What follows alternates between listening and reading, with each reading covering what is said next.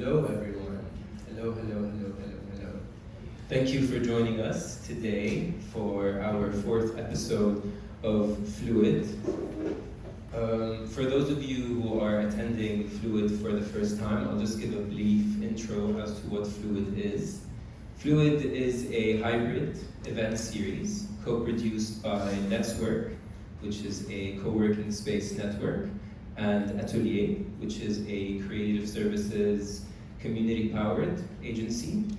And basically the focus is to navigate and discuss emerging themes related to the future of work. Each session invites practitioners, thought leaders, and founders, in this case, to discuss the topics around the future of work and how we can navigate the workplace in the future.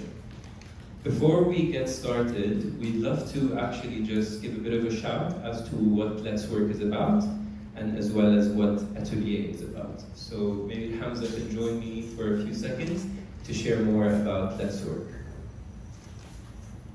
Thank you everyone for coming. It's great to see a lot of familiar faces, friends and family, as well as some LetsWork members here for today as well. Thank you to our speakers, Aahan and Bass. It's so good to see you as well, and to hear from you. We really look forward to hearing from you your journey so far in this exciting space here in the region. Just to tell everyone about what LetsWork is about. So LetsWork is an app, essentially. We're an app that helps people find spaces to work from, not only across here in the UAE, but also across Bahrain, Portugal, Spain, and very soon Saudi Arabia as well. So you can basically access and work from hundreds of different co-working spaces, like this gorgeous space here today, ATÖLYE, as well as some great hotels and cafes. Really excited to have you on board with us. And we host a whole set of events on a monthly basis. Fluid is just one of the very awesome events that we host, which is a talk series about the future of work. But we do networking events, we do fireside chats with founders, we do something very exciting that we're going to be launching next month called Fun DXB. Fun, that stands for fuck up nights. So, excuse me for the language, but it's basically where founders discuss their failures. So we celebrate their failures, we wear them as badges of honor, and we basically discuss their past stories and how they rose up from the occasion as well. So thank you so much for coming, and thank you so much ATÖLYE for hosting us today as well. Thank you. Amazing, thank you, Hamza. And maybe for a few seconds we can talk about ATÖLYE. You can also turn your face to the screen. ATÖLYE essentially is a community-powered creative services organization. We operate as a design studio, an academy, and a community. And we offer all fields of design because of our community-powered model. So all areas of design, such as this space that you see, is designed by us. The furniture that you're sitting on is designed by us. And we also utilize digital design, UX, UI, business design, and different areas of design because of the fact that we're a people-first and people-centered, community-powered design agency. We have 2 hubs as of now, and we're growing and expanding. One is based in Istanbul, which was the first and original one, founded in 2013. And as of a few years ago, here in Dubai, in Emirates Towers. And the entire intention is to connect leaders, designers, innovators, and thought leaders, essentially, to gather, create a sense of belonging, and really build important work. These are sort of benefits that we offer as part of our community membership. As of now, membership has transitioned to actually become free. However, we've doubled down on our curation criteria, inviting certain designers as well as allowing certain applicants to really create and connect with the greatest talent in the region. Is there any more slides, Alex? Amazing. So I guess we can just start with the topic. As you may know, today's topic of Fluid is the future of nomadic living. But before we actually get there, we'd like to just have a check-in with our physical and online audiences. Being that this is a hybrid event, there are actually multiple people viewing us on Zoom. So you've been, I'll let Had lead this, but you've been passed around pens and certain post-its. We'll have questions throughout the process that you can answer. Adil, maybe you can take it from here.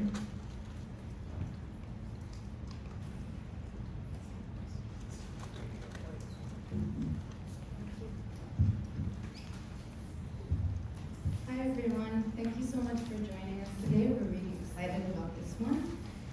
So we always start fluid with an interactive check-in just to kind of gauge the audience and see where you are at, what you're interested in regards to the topic today, which is the future of nomadic living.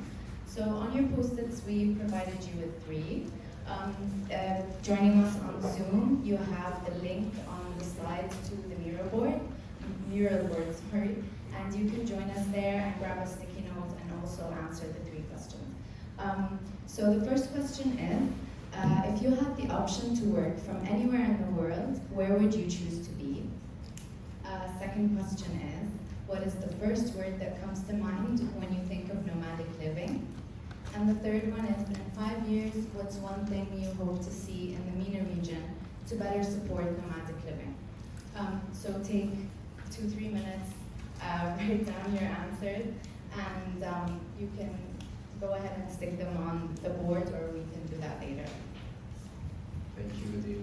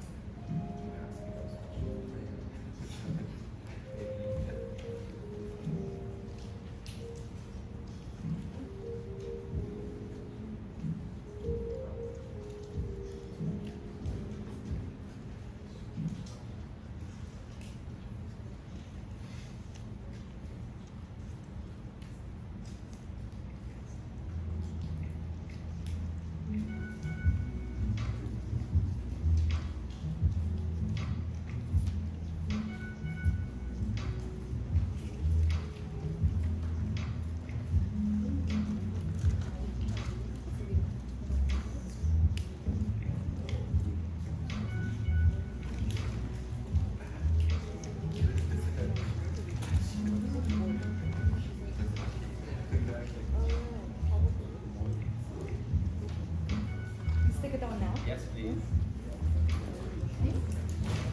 Whichever the one answers the question. Answer all. Okay, sure.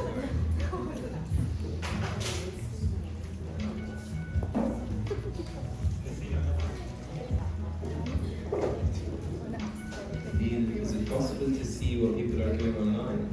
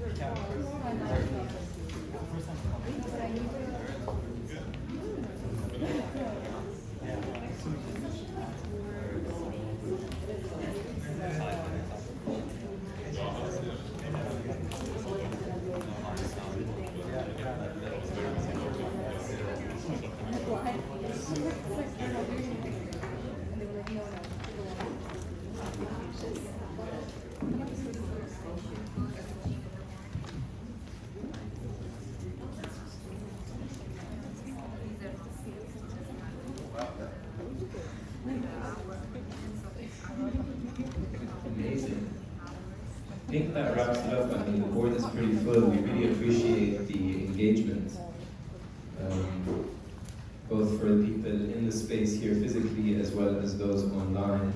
We'll have time to also add more to these questions as we go through the episode.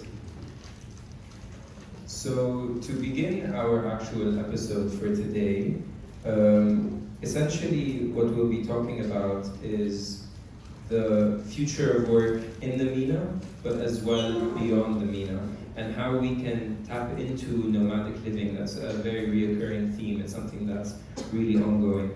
Now, before we get there, I just want to go through a round of introductions with my wonderful speakers, and I'll start with myself. My name is the most wonderful speaker here. My name is Raghdan Hassan. I am by trade an architect. However, I'm currently leading Community Experience here at ATÖLYE. One of my side hustles is I guide meditations, and I'm an energy healer that hosts healing circles across Dubai. And before I moved back to Dubai 8 months ago, I was actually managing a co-living, a well-being co-living in Los Angeles. And so this conversation around co-living and flexible living is something that I'm really excited about, because I know the power of community and the power of gathering in such experiences. Maybe Bass, you can go. Cool, thank you very much. My name is Bass. I'm the founder of a startup called Hive Coliv, and we specialize in development and operation of co-living developments. And the last 5 years I've been working on developing a co-living space in Dubai, and we just opened our first one in January of this year after what was a very long journey. And so that's a 120 key apartment building that we have in JBC. So that's me. Hi everyone, I'm Jade. I'm a product designer and specialising in using space design. I also am building an agency with a friend based in the UK called Olly&Franc, and it's been going just on Instagram, making videos, sharing information about getting into design for the past 2 years, and we're just kind of expanding on that now. And I live at Hive Coliv, one of the first people to move in back in January. Hi everyone, thanks for coming out and spending your evening with us. My name is Aahan Bhojani. I'm the CEO and founder of Silkhaus. We're a network of decentralized units for long-stay living across the emerging markets. We've recently launched in Dubai in this last year, and we're going live in a variety of other different Asian cities. We represent a very different end of the conversation on decentralized living. So I'll talk to you a little bit more about what that means over the course of the evening.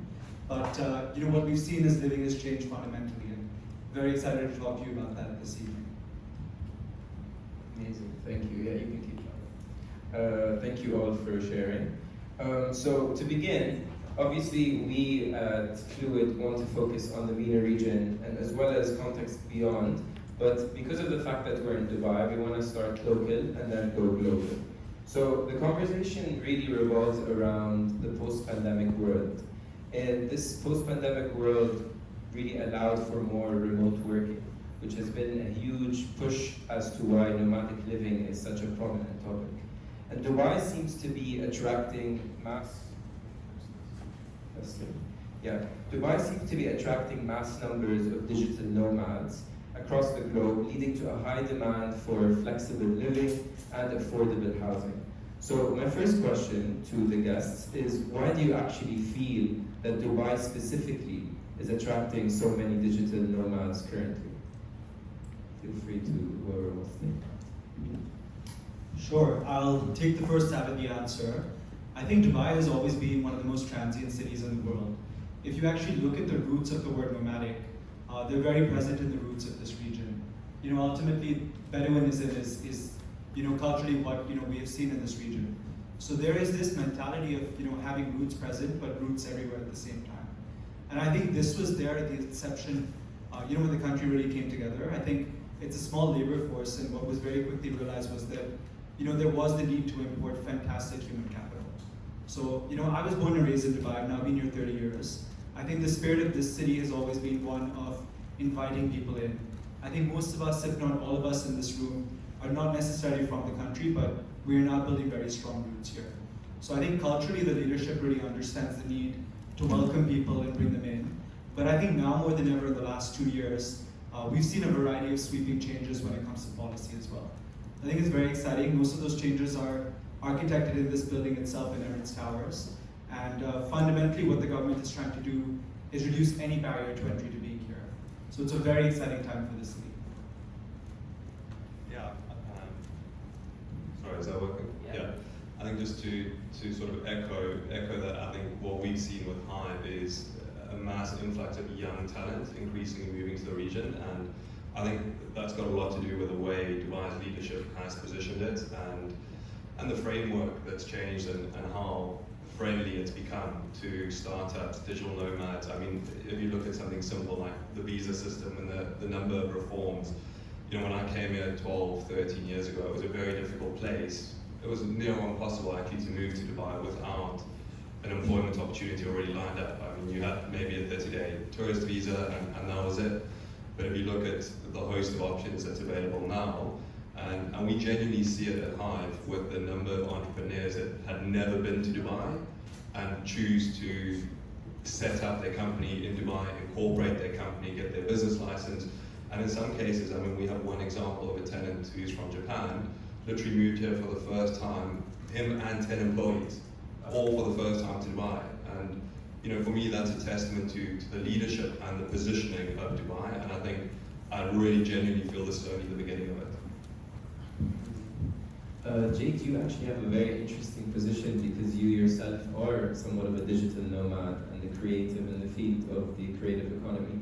Why did you pick Dubai and why did you choose it to be your base for now? So it's interesting because I had never been here before. I didn't really know what to expect when I came. But since I've been here, it's just kind of let me know that this is where I'm supposed to be. Like, you're constantly surrounded by people that are very hardworking, very inspiring. A lot of people are here to create their own businesses, which kind of pushes you to focus on what you need to do. And I think it's just a really nice environment to be in wherever you go. Everyone's really supportive of everyone else's businesses as well. Is this your first co-living experience or not the first one? Yes, this is. Amazing. And how does it feel to have been actually one of the first co-livings in the region? How does it actually feel to be a part of that co-living experience and live that nomadic lifestyle here in Dubai? Good things only. Good things only. Yeah, I love Hive. It's interesting because I always used to say, I used to call myself an aspiring digital nomad, but I didn't really know like when that was actually going to happen. So moving to Dubai and then moving into Hive feels like it's making that a reality. So I think Hive is like a great kind of first step into that as well. It's a great place to live. I don't know how much as a project, but yeah, no, I love it. I'll do. Amazing. And now when we want to talk about Silkhaus, obviously Silkhaus is a very kind of unique also offering, different than what maybe co-living offers. It has still similar structures where you can rent for a month, a year, or ever longer. What is what makes it unique? Is it the fact that corporations are the ones that are allowing tenants to be who live there, or is it, can you talk us through the process of tenants? Yeah, I think it's a very interesting value proposition. So Silkhaus is today in Dubai, a network of 150 apartments. What we do is we welcome guests who are individuals, but also guests who are employees of major corporations. And what we've seen, especially with COVID, is that the nature of travel has actually changed. It's not that travel has gone, and travel is ever more present, especially when we look at a city like Dubai, but the nature of travel is a little bit different now. The frequency of trips has gone down, but the average duration of your trip has gone up, which means from a value proposition perspective, what end users want is really something different. They're there for longer periods, they're looking for more value in terms of obviously the economical value of a space. They're looking for more physical space, and ultimately they're looking for personalization in their home environments as well. So what we've seen is a lot of people are saying, we can't actually live out of a hotel for multiple months. But at the same time, we're not necessarily here for long enough to go and take out a residential lease or even buy an asset itself. So that's where we come in. We are a network of short-term rentals. We represent the highest quality, the highest grade, the highest consistency, and the best CX of the industry. And what we really do is we welcome all kinds of travelers into our spaces. We found it very interesting this year, and this was sort of unknown to us when we started the business exactly 12 months ago from Friday. We thought we were building a value proposition for individuals. So, global nomads would come to us, individual travelers, leisure travelers, families, so on and so forth. We didn't realize quite how big this enterprise segment of demand was. So it was only when, actually, interestingly, our first enterprise customer was ATÖLYE, when the CEO and founder came and stayed with us. So we began to excavate that there was this big story with businesses and how they traveled that needed to be told. Since then, we've worked with many different corporations. It's been really exciting for us, but the way that these corporations book and manage their travel is very different to individuals. So I think that's what's very exciting for us in the coming months. Wonderful. Is there a certain demographic that you find Silkhaus is more appealing to, whether it's certain creatives, designers? Is there a certain niche market that's actually visiting more Silkhaus spaces? We were very favored by the blockchain industry a few months ago. We had quite a lot of crypto entrepreneurs, and I'm sure you would have seen the same. Everyone's happy. Yeah, Dubai is a wonderful place, and I think this positive regulation of the industry has actually invited the entire industry over. So they're staying with everyone, which has been really exciting. That's been very vibrant for us. I think the other segment that has been really compelling is project-based professionals. So, there's many different types of people in professional services. And often they live a hybrid existence. They're in Dubai for 2 days and Riyadh for 5 days. Many other different cities. So that has been really interesting for us as well. Wonderful. Bass, you seem to have nodded when we're talking about crypto bros. Are there a lot of them kind of present within Hive? Do you notice also that sort of culture developing within co-living? Absolutely, and I think that's testament to how policy could really influence the market. I think it's a small example, but when you look at the sort of regulatory reform around crypto and the UAE and Dubai really working to establish Dubai as a crypto hub, within the space of a month or two, we really saw the effects of that in terms of the number of founders in that space having relocated to Dubai and setting up and getting licenses from the likes of DWTC. For us, we're on the front line, so we immediately see these implications when the Russia-Ukraine thing broke out. Again, within the space of a week or two, we see that influx coming. So crypto grows, definitely. We joke about it, I'm a proponent of it, so I feel like I can joke a little bit about it. Right now they've got a bit quiet, but I'm sure we'll be back. Just a matter of time. Hang in there. Fingers crossed. Amazing. So obviously here at ATÖLYE we love talking about creativity, and obviously we love talking about community, which is something that we will dive into. But my question is for Jade. How do you feel like creativity is growing through the experience of nomadic living? How do you feel like nomadic living actually contributes to you as a creative? Maybe we can talk about like the benefits, but also some of the setbacks that you may have experienced. Okay, so I would say living somewhere like Hive, it kind of helps with your creativity. The way that it's designed is like very open. There's a lot of like natural lighting, plants, all that kind of thing, and that helps me to stay creative and productive. There's also a lot of different kind of areas that you can go to work. I'm someone that I can't sit in one place and work for the whole day. So being able to travel, like move around the building, sit outside, sit with other people, that kind of thing, helps with my creativity. And in terms of just being able to go like between like here and the UK, that also helps because I'm in different environments, experiencing different things, and for me like doing UX and UI design, I get to see kind of what that's like in different parts of the world, which is one of the reasons why I moved here as well. Yeah, wonderful. Now, if we were going to move to a sense of community, which is obviously a big part of co-living experiences, I'd love to hear both perspectives of co-living such as Hive, as well as, community and experiences such as Hive, as well as community that can develop in affordable and flexible living such as Silkhaus. First of all, how key is that to the entire experience? But also, how do you kind of build on that? How do you really nurture that sense of community within such experiences, even though they can feel ephemeral or they can feel like they're of a limited period of time? Yeah, I think community has a very interesting meaning when it comes to flexible living. So there's a whole spectrum of what really community means. I think in the most traditional sense, and this really reflects in co-living, I feel, community is those who immediately surround you.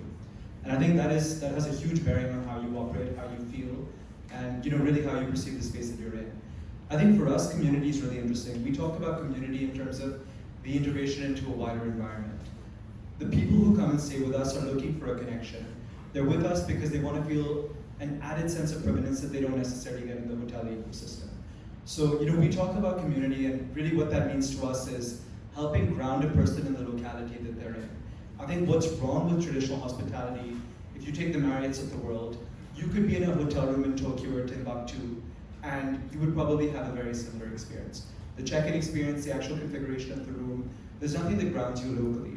For us, we're about those local experiences. So that reflects in the construction of our units and really what goes into them. But that also reflects in our orientation towards introducing an individual to the environment that they're in. So what success looks like when somebody stays with us is really understanding the neighborhood that they're in, understanding what makes that particular place unique, and having a sense of I actually belong here after this stay. That's what community is. Yeah, I think echo your sentiments. I mean, for us, it was really about creating a place where people can connect with each other.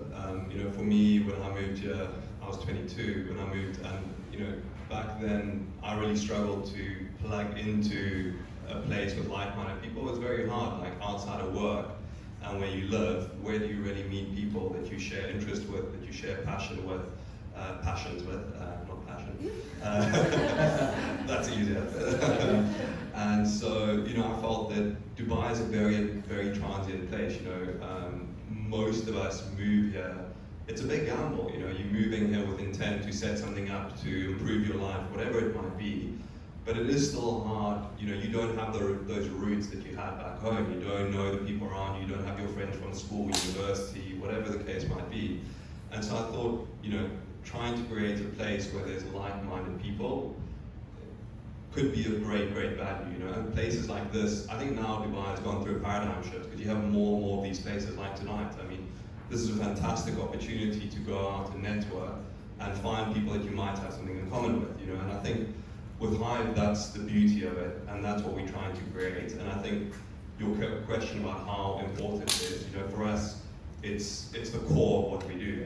For me, fundamentally, we develop real estate, and that's a hardware product, but the community side of it ultimately is key to the longevity of it. For us, we want to create that network within the building, and it's a challenge. How do you foster that in an organic, natural way without being this sort of top-down dictator of, you shall have fun and you shall hug each other and get to know each other.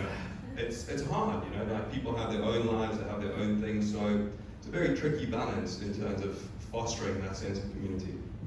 Yeah, I totally resonate. I mean, this is obviously some challenges that we go through here at ATÖLYE, being that community is at the core of what we do. We're always connected to the idea of developing a sense of belonging, really nurturing a sense of connection. Now, we've spoken about the emotional or maybe intangible aspects of building community within such experiences. But I know that you have a background in architecture. If we were to talk about the design aspect of nurturing a sense of community through space, like creating designs that are human-centered and really develop that sense of connection, how do you think that, what can you say about that, and how do you think that applies to spaces such as Hive and such as Silkhaus and the future spaces that will really offer nomadic experiences? Well, I mean, that's a tricky one to answer. I mean, I think for me, when we set out on this journey, it was about how do you create a space that's inviting, that's homely, and I felt strongly that, you see lots of hotel lobbies that's meant to encourage people to get together and connect, and I felt strongly that we wanted a place that's homely, that's a bit more organic, that doesn't feel stuffy, you can move the things around. So, one of the big proponents, and it sounds silly, when we started designing the space, was to brief the design team on the fact that we wanted everything to be movable, everything had to be adaptable. So, these spaces have to evolve over time, and what you might perceive as being required today might be different tomorrow, or might be interpreted completely different by your audience. And so for me, it was very important to have flexibility, to have some sort of organicness to it. Homely, I already mentioned, I think one of the prime examples, just to go back, was we initiated this project pre-COVID, and these projects have a long lead time. It's about 2 years from the day you start to the day you open. And back then when we designed the communal spaces, working from home was not a thing in Dubai. Flexible working wasn't a thing. And post-COVID, we had to adapt the entire space. But the beauty of the design is such that you can adapt it and it can forever evolve. And I think that's key when you design these spaces. Yeah. I'm wondering with Silkhaus, because Silkhaus, do you you take over a certain building and then offer these sort of offerings and amenities, or do you build from the core? How can you nurture that when something's already as is? Yeah, so we have a very unique take on what the entire hospitality value proposition is. So if you look at a traditional hotel, a hotel is actually not just one business. It's several businesses bundled into one business. It's a rooms business, it's a laundry business, it's an F&B business, it's an entertainment business. It's many different businesses, and that gets complicated. We are here to unbundle hospitality. We are purely a rooms business. And we recognize that we can be the best in the world of that. But what we also recognize is that rather than building spaces of our own to really add value through amenities, that we can leverage surrounding businesses around us. So our entire value proposition is about using technology to actually connect with other businesses, be it co-working spaces, be it restaurants, be it ride-hailing businesses, be it grocery delivery businesses. We offer this integrated hospitality value proposition, but we're really lead generation on steroid for fantastic businesses around us. So we really focus on the rooms product. I think how we think about the product in today's world, the nature of a physical space that one is staying overnight has changed. It's no longer just sleeping in that space that matters. It's sleeping, it's working, and it's playing. So that is an integrated part of our whole design philosophy, but we recognize that people want to live in spaces around us as well, and we're here to enable that.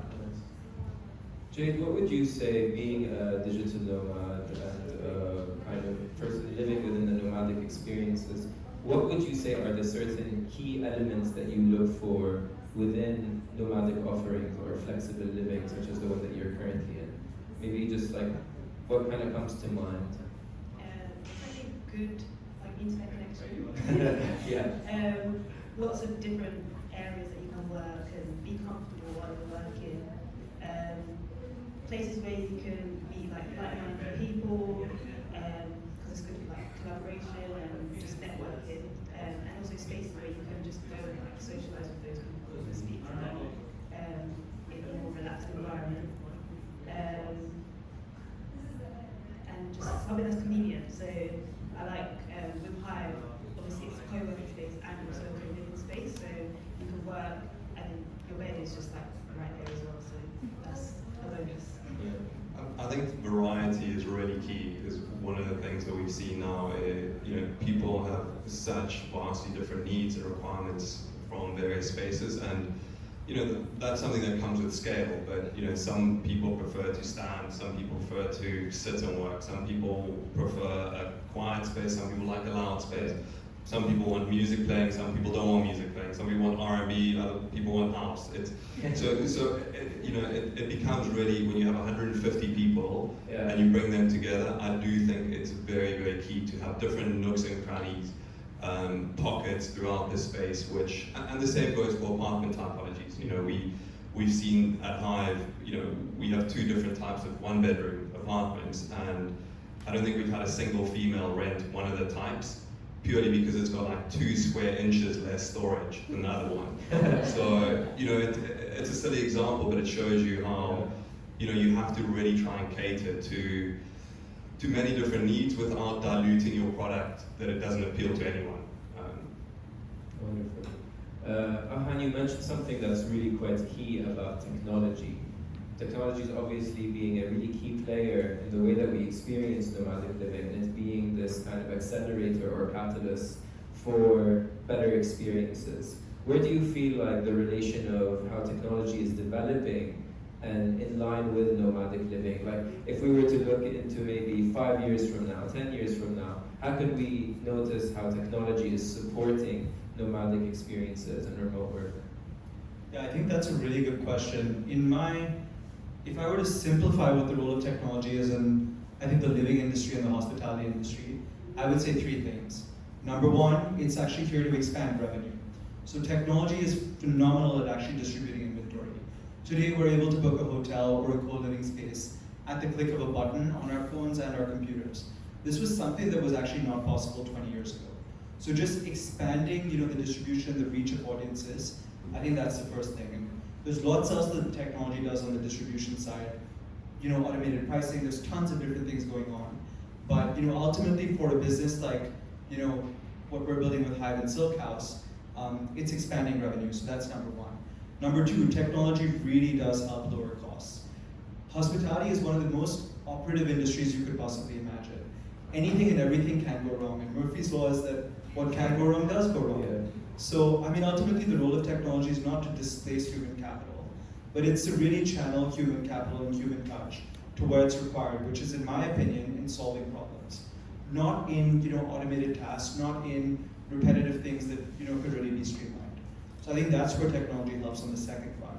I think the last front, and this is what I find most compelling, and I personally believe there's going to be a lot of development on this in the next 5 years, is technology for the guest experience and the customer experience. So that has a software element, but that also has a hardware element. So we talk about all kinds of tools to streamline the living experience, the booking experience, and the physical stay of somebody. But there's a lot of hardware being developed to really make this possible. So in all of our units, in 150 apartments that we have here in Dubai, we have digital locks embedded into every single one. We believe that our customers don't want a field service agent or a traditional hospitality experience where they're being met by somebody and then guided into a room. We believe that we can use technology to induct them into their own environments. So that's just one simple piece of technology, but we'll see so much more come up over time. Nice, thank you. Bass, obviously Hive Coliv has its own app, I believe, or uses some sort of app. How has that also come into play? How has that facilitated the co-living experience? Yeah, I think massively so for us. One of the things that we felt was that the whole rental process was extremely painful in Dubai. The fact that you could go on Airbnb and book an apartment in Bali within 5 minutes, but to make an appointment with a broker, meet a broker, view an apartment, figure out do a Jari Diwa, it was just an absolute nightmare, especially for someone who just arrived in Dubai. So we felt very strongly about the whole apartment search, the whole leasing process and the move-in process could be digitalized. And for us it was very important to work on making that process virtual. Whilst we were doing that, COVID happened and everything became virtual, so khalas, that's all now virtual, which is fine. But for us now, the tech is at the center of what we do. So for us, we've got the Hive app, which is a 360 platform through which everything happens in Hive. So we don't do any checks, we don't want to see a check anywhere near our building, so all rental payments happen online on a monthly basis through our app. Residents can communicate with us through the app, residents can communicate with each other. So a lot of community building happens through there. And we just felt that at the cornerstone of what we're trying to do is to make the whole experience more convenient. It's pivoting residential real estate from being this really inflexible, capital-intensive product to a more serviced solution. And the tech certainly helps on that front. Yeah, that's it. Yeah, makes sense. Circling back to what you mentioned, obviously originally what we know of Dubai and the culture is there are certain limitations as to this whole a lease for a month is relatively new. We've typically used to 1 year minimum and the struggles of paying certain checks. Has Dubai really adapted and in a sense where now these things are under question and maybe there are rules that are being changed? And I'm wondering also, how do you think that's going to expand into the region and beyond, this kind of flexible idea around tenants and leases? Yeah, I think one thing we have to remember is that real estate in the sense that we understand it in the Dubai context is actually only 22 years old. Freehold actually only started here in 2000. That's when expatriates could really begin owning real estate. So what we've seen in a short period of 20 years, and usually this industry takes centuries to develop in other economies. But in a short period of 20 years, we've seen the emergence of an entire industry. And it initially started as a hyper disorganized industry. So, obviously there are developers and there is good regulation, but that has come with time. And it is still, fundamentally, right, it's still a very young industry. So it's forever continually expanding its organizational capabilities. But ultimately, real estate is all about trust. So in a place like Dubai, I think that's where we're moving, with leaps and bounds at the moment. There are institutions of trust coming in. We are seeing the Etihad Credit Bureau, for example, really come up with credible credit scores at the moment. And that's a mechanism to really make sure that this whole check system that we live with evaporates. So there's a lot happening. I think, of course, digital payments is really interesting. The acceptance of interesting cryptocurrencies when it comes to paying for rent also. There is so much going on, and I think what Dubai has really understood is that positive regulation and forward-thinking regulation is the way to go here. Amazing. I want to ask you the same questions about cryptocurrencies. Are they being used as mediums in order to actually pay certain leases? We've had many requests for it actually. We haven't actually, so we're moving into crypto acceptance now, but we haven't taken the punt and actually put a part of our treasury into crypto yet. I think that's one thing that small businesses really do have to figure out. Large businesses can do it. The Teslas of the world instantly overnight can buy $1 billion of crypto and enable customers to pay with it and refund with it. But I think small businesses are still really trying to understand this. Wow, thank you. We've introduced crypto payments. We had a lot of demand for it. We've not seen that much payment come through just yet. Like, why were you guys asking for it? Got it now. Exactly. Pay rent. But no, we have certain, a lot of our tenants are in that space. And so we do have certain tenants, some of our bigger tenants who do use it, more the stable coins than anything else. But I do think going forward it is something increasingly that'll play a bigger part. Just to go back, and I'm trying to remember your question. I forgot. It's fine. I mean, Good luck. I memorized the answer. I don't remember the question. No, we were talking about where this market's evolving, and how increasingly it's becoming more popular for sort of digital nomads. And I think I touched on it earlier. I don't want to sound like a broken record, but I think one of the biggest things that was missing in this market was flexibility. Yeah. You mentioned it. 10, 15 years ago, it was a very inflexible place from the point of view of both employment and residential living wise. So you needed your visa, you needed a full-time job, you needed to sign an annual lease agreement or rent a bedroom somewhere. So it was a very tough place for an entrepreneur to say, you know what, I'm going to go to Dubai and I'm going to set up my company in Dubai. For me, I always said the cost of failure was too high in Dubai. If you started a company in Dubai, you committed to an annual lease, you took out a commercial license to incorporate your company, you had 3 visas. Man, by the time you've done that, you spent the best part of 500,000 dirhams just to float your idea. And I think that's where Dubai has done increasingly well, in terms of repositioning Dubai as an attractive place for SMEs, small, medium enterprises, and really making the business environment favorable. And I think we've still got a ways to go, but certainly the visas, company incorporation, now living, all these things are becoming much more flexible, where you can actually say, let's say you're from Japan, let's take that tenant as an example. For them, they can now take a punt on Dubai to say, let's move there for 3 months, let's see if it works out. If it doesn't, it won't cost us an arm and a leg, and we can pack up and move again. So I think that's what you do want to encourage. You want to make Dubai a place where people say, I want to go and try in Dubai. Yeah. Jade, I have a very important question for you. Do you get tired of all the crypto talk at Hive? No, actually, I find it interesting because even if it's something that you don't know about or you don't really have an interest in learning about, you will learn because everyone's always talking about it. So I learn a lot. Amazing. Good. Seems like a kind of nourishing environment. As we close out, I have one big question, and it's nice that you kind of mentioned it because that's sort of a really big question, and it's really about visas. Obviously, we've noticed a shift in the way that we experience residency in this country. We're very thankful for those with golden visas and the whole kind of concept around that. It's allowed us to be here for a longer period of time.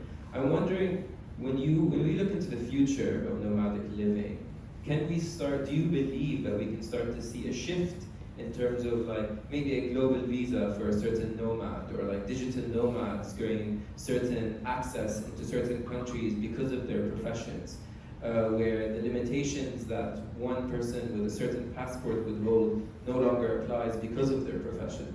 Do you guys feel like the future of nomadic living could potentially go in that direction? I hadn't thought of it, but I think it's a great idea. I think we should implement it. Everyone has You heard it here first. Exactly. No, I think if you look at a country like Portugal and Lisbon, I mean, they've done an amazing job to basically say, guys, we are here for you as digital nomads. We're going to make it as friendly as possible to move here and set up. And they're reaping the rewards. And I think Dubai is following in those footsteps, but I think Dubai is quite pragmatic in how they approach these things. You know, they'll slowly open things up, test it. Does it work? Fine, let's expand on it. Does it not work? Let's pull back here. Let's go in this direction. So I certainly think it's coming. I mean, we're really seeing it. So yeah.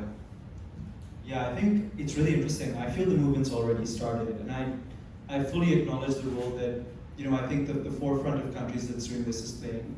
I think the Dubais of the world, the Estonias of the world, extremely progressive.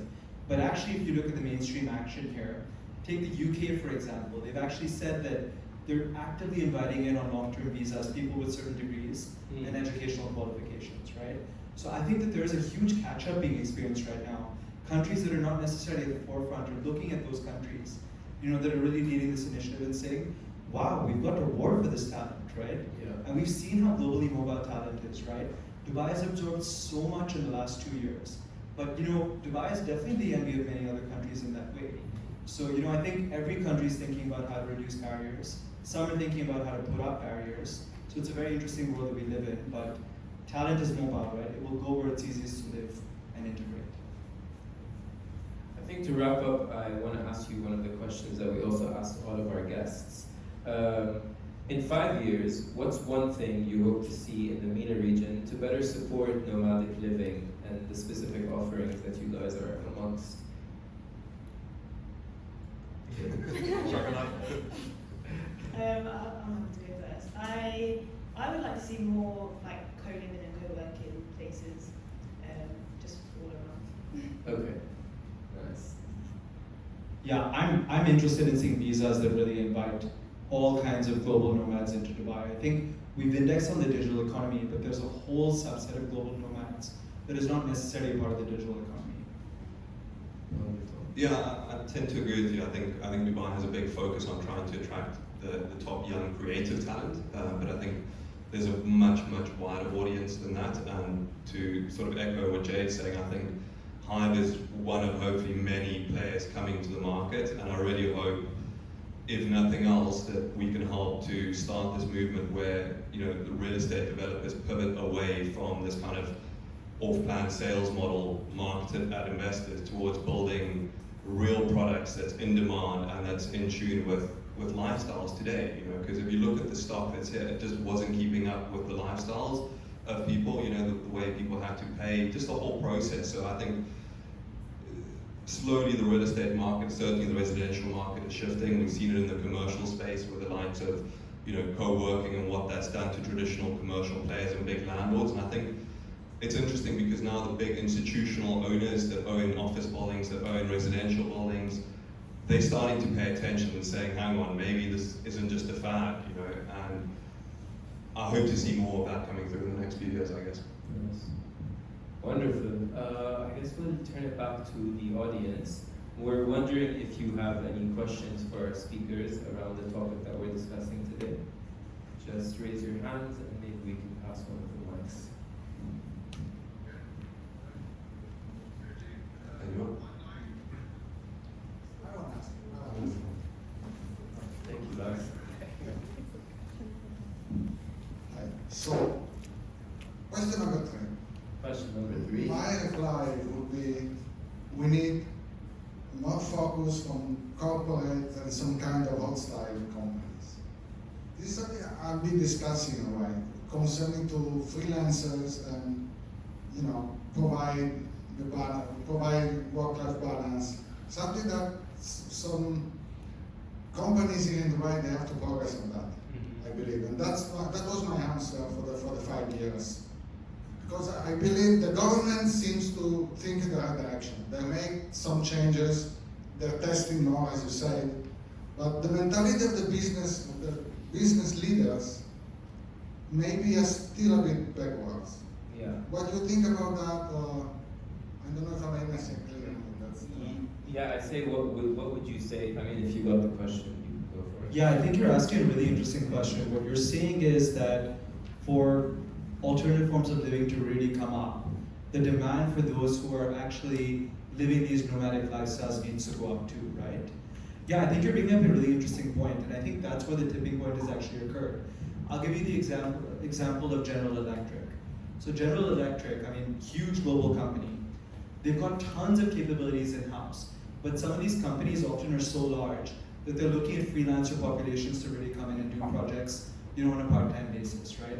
I talk about one massive MNC, but I can tell you that pretty much every company today globally has experimented with the idea of freelancers. To what degree is that incorporated into their value proposition? Question mark at the moment, but I completely agree with you. I think, the business community does need to look at this freelancing population and say, hey, we can actually use them for critical business functions. I also think a lot of it's not necessarily down to government, but for me, if you look at the talent today and how mobile it is, I think at company level, especially for bigger corporates, in the race to attract the top talent, I think you can't but reform. You have to play in that market, otherwise you won't attract top talent. So, here for us, I'm already seeing it with some of the larger corporates, and for me, I'm actually quite surprised how fast some of these companies have pivoted to flexible work, remote work, unlimited leave, all these kind of things. I mean, for me, genuinely, in Dubai, that was not a thing 3 years ago, at all, and so I really feel that at company level, it's something that will come through rapidly. They have another option. Wonder if there are any more questions? You can take this one. Thank you so much for the talk. I think I've learned a lot, even though I came a little late to the game. But something sort of sparked this question from this conversation was, as a person who might be living nomadically, what kind of securities would they need? And I'm thinking pension, I'm thinking end of your days. What are some of the things that cross your mind, especially Jade, like when it comes to securities and how can countries that you either move to, double whammy, but how can you generate that sense of security? And I'm thinking even to the extent of opening up bank accounts and being able to secure yourself from healthcare or life insurance or car insurance and the like, the list goes on, right? How do you make sure that that does happen for you in a sustainable way? I think it's about thinking ahead. So thinking long term, you may not know how long you're going to be in a certain place like Dubai, for example, but making sure that you have your savings. For example, in the UK, when I was working there, my pension would be paid automatically, but now I have to think about putting that aside. And also before I moved here, I thought about my long-term plans, so like purchasing property, that kind of thing, to make sure that if anything ever changes, I still have that security back home. So you still need that sense of base. Hand back the mic, please. Exactly. Yeah. For me personally, because It's very interesting because it's about making that decision, right? Of where do you base your sense of security to? Because everybody needs that, especially in this day and age. I mean, when I think nomadic, I think of my great-grandparents who used to travel around the country, right, place to place. But their sense of security came from within the tribe, right? So how do you gain that in the digital age? Is there going to be such a thing as a universal basic income? Is there going to be such a thing as a fund that maybe supports those nomadic individuals that are digitally existing, right? Like that's quite interesting for me to see that entire ecosystem coming together for those type of individuals that do come up with a demand, right? Because all of that structure will need to be in place for them. Yeah, food for thought. No, I was just going to say, I think it's an excellent point. I mean, that's such a tricky issue. I'm trying to think how I would answer that. And I guess, to a certain extent, when you go that route of freelance, digital nomad, in a sense, you are giving up security in return for freedom, and flexibility. And I guess I don't have an answer to your question. It's a really good question. It's a bit of a stumper. But I do think, to echo what Jade said, you have to be more diligent and focused on how do you provide for that. Do you look to invest yourself in like an index fund? How do you insure yourself? I mean, I think that's actually, it's something to really think about, because when you are a freelancer, you don't have that fallback. You know, okay, you have family and friends, but none of us want to go back to them. You know, so it's a really good point. And I mean, this is slightly off topic, but when I started Hive, I took out, you know, to get a visa you have to get medical insurance. So I took out the cheapest medical insurance that I could literally find, you know, like labor medical insurance essentially. And exactly, that was the one, which was a lot of money at the time. And then 2 weeks later I broke my hip. You know, I had an accident, I broke my hip. And you know, then when it came to choosing the hospitals where you go for hip replacement, it was very limited, you know, so you know, in the end I had to end up paying for that process myself. But that was a massive, massive financial setback at that point in time, which, you know, if I thought about it more clearly, you know, you have to provision for these things. As we say in Arabic, salamtak, are there any questions from maybe our online audience? Or we have one right there. Do we have another mic? So should we take one from... We'll take one from the audience and we'll get right back to you. We have a question that's going to be asked directly from Zoom. Oh, directly from Zoom, all right. And it's specifically For Bass. You may ask your question.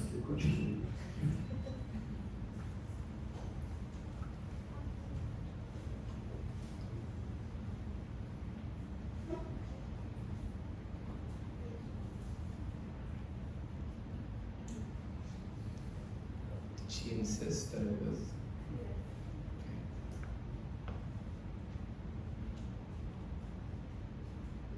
Hi. Hello?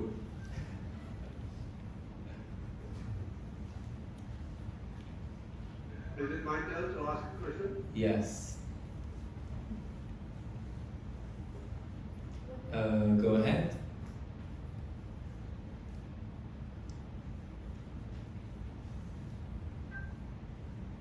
The awkward silence is killing us, but it's a really big question. Yeah, it's a huge question. Please ask your question. I think you're on mute. We can't hear the sound from Hive. They can't hear the sound from Hive. Okay, I've been told to start talking if I can be heard. Yes. Give him a thumbs up sign.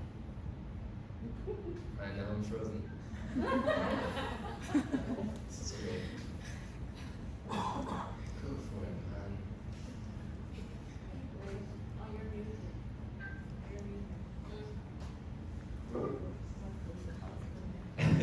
Can you please type the question? Because we can't hear you, and we're never doing the mic. We'll just take an audience question. Okay, thank you for that question. We hope, yeah, we'll get back to that. But for now, we have another question from the audience.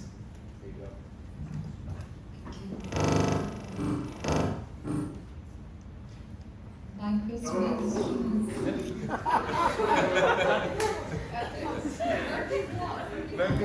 Exactly. Hello. Yes? Hello, Sandy. Yeah. All right. Go ahead. Yes, please. My question is regarding work-life balance. So we design work environments because we want people to work for a certain period of time and then go home and have their life.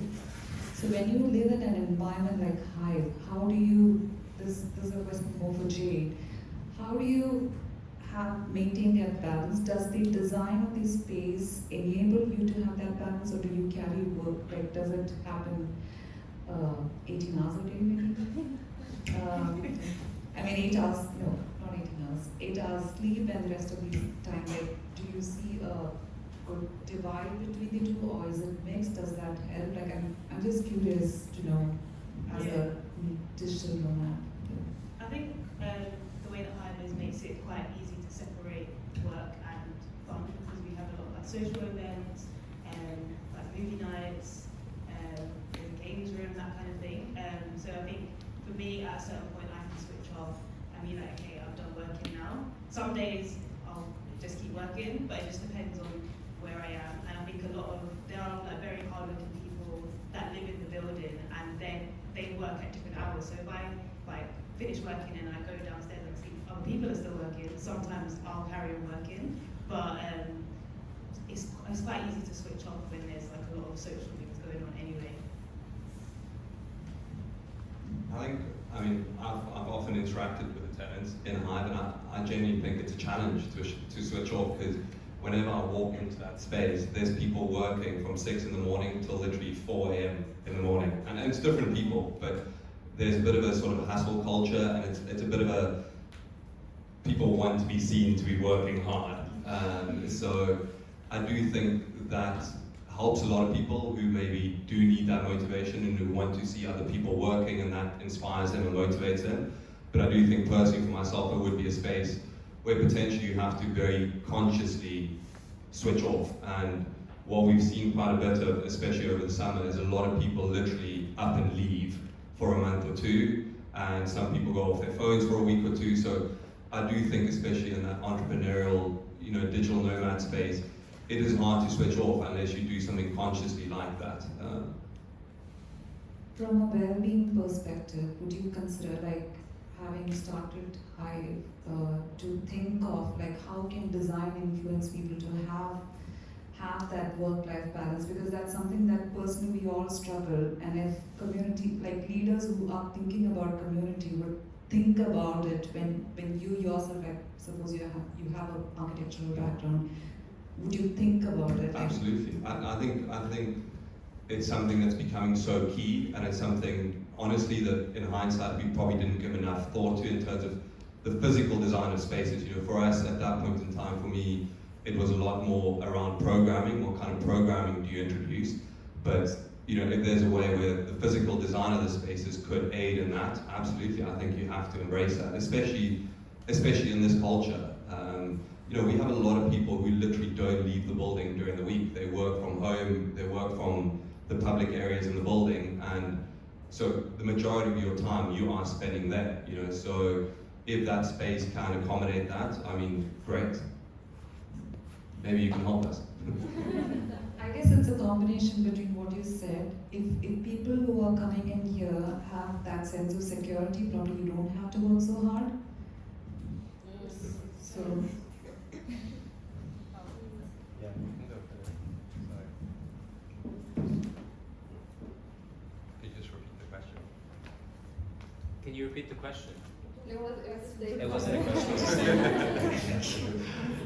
All right, one last question for tonight. I'll pass him the mic.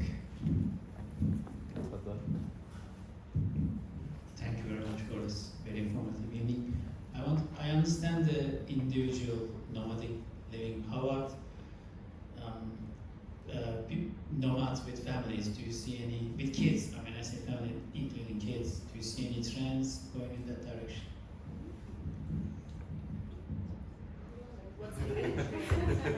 Same goes from us. Yeah, absolutely. I think it's very interesting. We talk about nomadic living when it comes to individuals, but we're actually seeing that families are also very nomadic. I think that has always been the true case of a place like Dubai. Summertimes are quite desolate here, right? So you do see many families going abroad. But now what's happening, especially with family-oriented travel, we spend a lot of time studying this. Families are going on fewer trips, but they're going on much longer trips.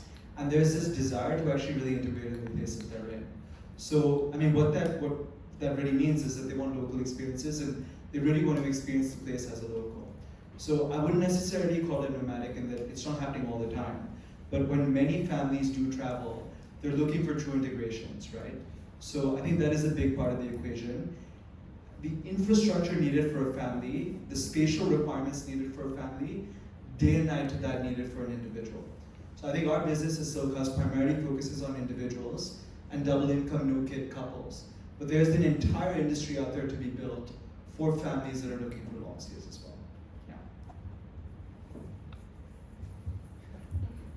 Yeah, I was just going to add, I think, myself, when I thought about digital nomads, during the design of Hive, my thinking was maybe a bit naive at that point in time. I kind of thought, 25 to 40 years of age, single, light living, and you know, with Hive, what we've really seen is there are so many young couples, exactly like you mentioned, young married couple with a newborn that's approached us for accommodation in Hive. And when we designed it, we very consciously designed this space as an adult-only space, a space where you can work. And so we only accept people over 18, and the amount of flack that we've taken for it has been brutal.